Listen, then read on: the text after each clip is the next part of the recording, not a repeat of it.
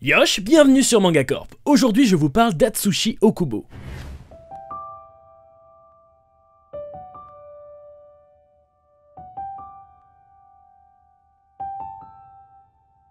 Atsushi Okubo est un mangaka originaire de Tokyo. Petit, il n'aimait pas beaucoup l'école et il était assez distrait en cours. Par la suite, souhaitant raconter des histoires tout en gagnant sa vie, son talent pour le dessin l'a naturellement entraîné dans la voie de mangaka. Durant sa jeunesse, il a pu découvrir de nombreuses œuvres qui l'ont inspiré pour la suite. C'est d'ailleurs Dr. Slump qui l'a le plus marqué et qui lui donnera envie de mettre cette touche d'humour que l'on retrouve dans ses shonen explosifs. À l'âge de 20 ans, il sort d'une école d'art de Tokyo où il a rencontré Rando Ayamine, l'auteur de Get Bikers. Il devient ensuite son assistant pendant 2 ans, s'occupant principalement des trames. En 2001, alors qu'il est encore assistant, il commence à s'intéresser au concours. Il soumet sa première histoire originale, Ichigo no Kon, au concours de manga organisé par l'éditeur Square Enix dans le magazine Shonen Gangan. Malheureusement, il n'arrive que 3ème. Il réitère donc l'opération l'année suivante, cette fois avec Bi-Ichi, et c'est avec cette série qu'il remporte le premier prix, et connaît alors sa première publication. À l'issue de celle-ci, en 2003, Atsushi Okubo commence à mettre sur pied le projet Soul Eater. Inspiré par les œuvres de Tim Burton et David Lynch, en plus de Dr. Slump, le mangaka signe entre l'été et l'automne 2003 3 histoires courtes qui poseront les bases de sa future série à succès, Soul Eater, Black Star et Death the Kid. Atsushi Okubo a alors une idée innovante, faire d'une fille l'héroïne d'un shonen. Il crée alors le personnage de Maka, et c'est ainsi que Soul Eater est né. La série commence en mai 2004 dans le magazine Shonen Gangan et remporte un énorme succès. Atsushi Okubo se voit obligé d'engager plusieurs assistants dont Yoshiki Tonogai, auteur de Duped, Judge et bien d'autres. En avril 2008, Soul Eater est adapté en animé. Le succès est maintenant mondial, la série remporte le prix du public à Polymanga et l'anime et manga Grand Prix du meilleur shonen en 2010. Parallèlement à ce travail, Atsushi Okubo illustre plusieurs cartes du jeu Lord of Vermilion ainsi que la couverture de Soul Ships, un album regroupant les OST de jeux vidéo de Square Enix, et réalise le design de quelques personnages de jeux Nintendo 3DS, entre autres Bravely Default. Okubo en profite pour étoffer un peu son univers grâce à un spin-off de sa série principale intitulée Soul Eater Note, sérialisée de 2011 à 2014. Soul Eater quant à lui s'arrête en 2013 avec 25 tomes. Depuis ses débuts de mangaka, Atsushi Okubo a toujours été dans une optique de créer des œuvres oniriques.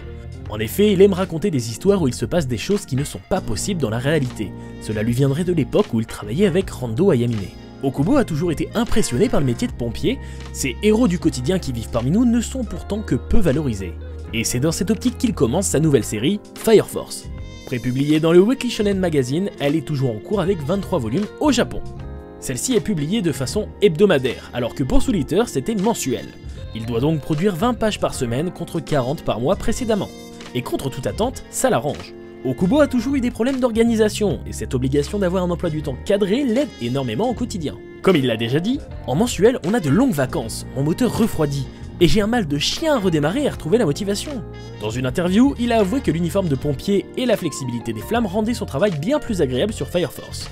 Il est d'ailleurs allé lui-même faire un reportage dans une caserne pour se mettre dans la peau d'un pompier. Bon après il a avoué que c'était surtout pour s'amuser, mais ça a dû l'aider je pense. En tout cas le succès est au rendez-vous vu que la série est adaptée en animé à partir de l'été 2019. Enfin sachez que l'auteur a annoncé dans le tome 23 de Fire Force qu'il allait prendre sa retraite à la fin de la série. C'est donc avec cette dernière œuvre que s'achève la vie d'artiste bien remplie d'Atsushi Okubo. Revoyons maintenant ensemble les synopsis de ses œuvres phares. Tout d'abord, sa première série Bi-Ichi, sérialisée en 2001 et terminée en 4 tomes.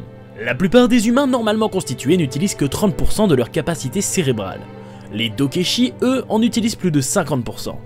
Ce qui leur apporte des capacités surnaturelles, mais si elles ne sont pas utilisées dans les règles imposées, elles peuvent avoir de graves répercussions. Le jeune Shotaro est un Dokeshi, il utilise son pouvoir afin de faire le bien autour de lui, ou plutôt il n'a pas le choix étant donné que pour utiliser son pouvoir, il doit faire de bonnes actions.